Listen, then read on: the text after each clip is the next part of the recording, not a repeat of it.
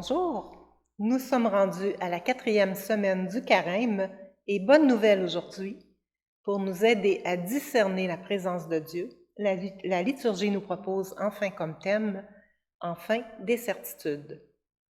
Et non, je ne vais pas vous parler d'un nouveau vaccin, ni d'un projet missionnaire qui a bien réussi.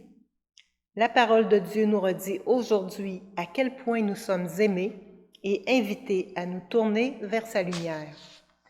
Pour nous en parler, j'ai le plaisir de vous présenter un invité qui va nous aider à faire des liens entre ces certitudes éclairées par la parole de Dieu et les transformations que notre Église nous invite à poursuivre.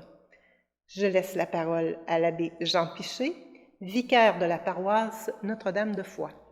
Oui, alors cette phrase-là, enfin des certitudes, c'est bien encourageant, mais comment on peut faire le lien entre cette phrase et ce qu'on expérimente présentement dans la vie de nos paroisses? Depuis plusieurs années, on a vécu tellement de changements que pour beaucoup d'entre nous, au lieu de parler de certitude, on devrait plutôt parler d'inquiétude, parce que nous avons vu des églises fermées et même être démolies.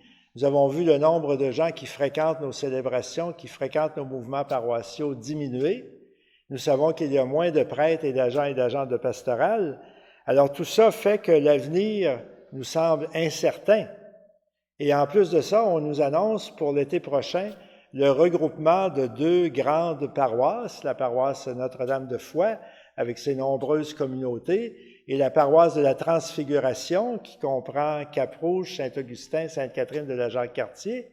Alors, devant toutes ces questions, devant tous ces événements-là, on peut se demander où cela nous mène-t-il et où sont-elles ces fameuses certitudes dont on nous parle en ce 4e dimanche du Carême. C'est ici que le message de la parole de Dieu nous invite à nous centrer sur l'essentiel. La première lecture, en nous parlant de l'exil prolongé du peuple de Dieu en pays étranger, puis d'un retour inattendu et presque miraculeux sur sa propre terre, nous rappelle que tout au long de l'histoire, une espérance a survécu dans les moments d'épreuve.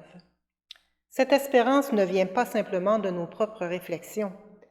Elle est fondée sur la grande certitude qui est exprimée dans l'Évangile. Dieu a tant aimé le monde qu'il a donné son Fils unique.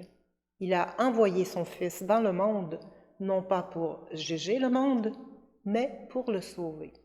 Merci, Odile, de nous rappeler ce qui est au centre de notre foi, c'est-à-dire cette certitude de l'amour de Dieu pour nous, parce que c'est de cela que nous avons à nourrir notre vie communautaire et c'est de cela que nous avons à témoigner autour de nous, maintenant et aussi dans les prochaines années.